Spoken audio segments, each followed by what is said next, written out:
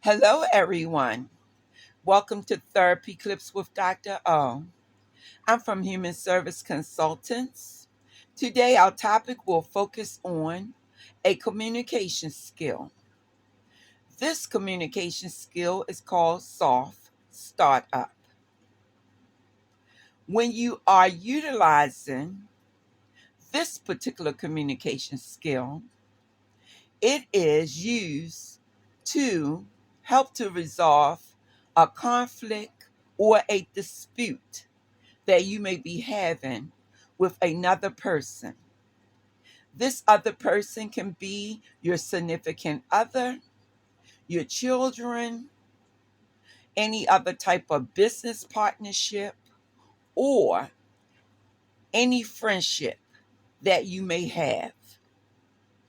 The whole purpose, once again, is to resolve the conflict. So you want to start the communication very calmly and with respect. Once again, the first 3 minutes of the conversation is crucial. You want to keep in mind to focus on the problem and not who's to blame for the problem. We have a worksheet that we will go through together in a very few minutes. So remember that the soft start up technique will help you to address problems without blame or negativity. It will take practice, but with practice, this healthy communication technique can replace any old unhelpful habits that you may have utilized in the past. So now we're going to focus on our worksheet. We're going to look at the different components of the worksheet because these are the steps to utilize when you're having this healthy conversation with someone that you're in dispute with. So the first step is to save the conversation for a calm moment. Wait for a time when you and the other person are alone without distraction or interruption. Make sure you and the other person are in a relaxed state of mind. Make sure you are not tired, hungry, or stressed out.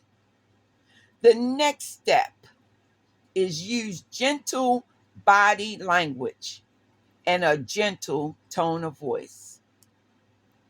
Take an attitude of teamwork and problem solving rather than having an argument or pointing the blame at the other person. Speak in a calm voice. Do not raise your voice. Avoid hurtful body language, such as eye rolling or mocking the person. The next thing I want you to understand is that we're moving into step three. In step three, what we will use is I statements to express how you feel. So, look at the worksheet for a moment.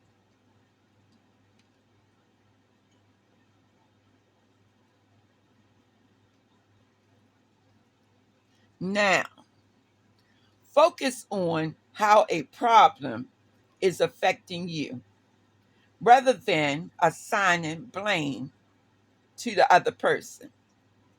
Say, I feel, and whatever your emotion is, express it. And then say when, and then you actually talk about the situation. So let's say I'm going to give you the example. Okay? So here we go. And this example is not on your worksheet. I'm going to utilize myself. I am saying to you, I feel upset. That's the emotion. Once again, I feel upset. That's my emotion. When, now here's the situation, someone drinks my Pepsi. Okay? So let's go back to the situation again and say it in a complete sentence. I feel upset when someone drinks my Pepsi. So I named the emotion and I named the situation.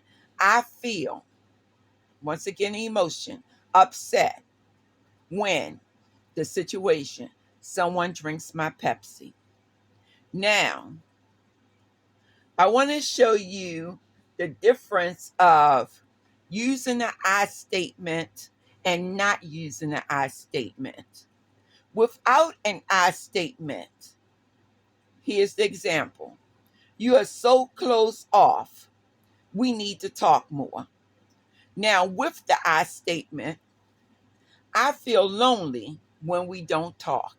See the difference in the communication? The first statement without the I statement is you are so close off. We need to talk more. With the I statement, I feel lonely when we don't talk. Okay, so that makes it better communication because you are saying what you feel and you are not pointing the blame to someone else. Now, the fourth step is describe the problem clearly. Discuss only one problem at a time. Be specific. Broad complaints like the house is a mess may be misunderstood. So when you are being specific, I was a little tongue tied there for a moment, but when you are specific, what you're saying is your room is a mess. See, it makes it more specific instead of saying the entire house because the entire house have many rooms. So you want to break it down so the person can understand. So if you're talking to your child, for example, you may say, I feel upset because your room is a mess. Okay? So you're being specific as to what is making you upset. And the final category that we will speak about today is be respectful. Make a polite request rather than making a demand on someone. Thank your significant person or anyone that you're having a conversation with for listening and working to address the problem. Here's some examples of being respectful, being polite. Can you please? I would appreciate it if. Thank you for. So let's utilize those examples in a sentence. Can you please clean your room? I would appreciate it if you clean the bathroom. Thank you for washing the dishes. Well, with this being said, we are finished the soft startup technique. I can see, even from my perspective, that this is a great communication skill to utilize when you're upset about something. When we use these techniques, it makes it so much easier to communicate in a calm and a peaceful manner. That's what we want. We want our relationships to be healthy, and in being healthy, we have better communication. With this being said, I want to say thank you for your time. I want you to have a fantastic rest of the day.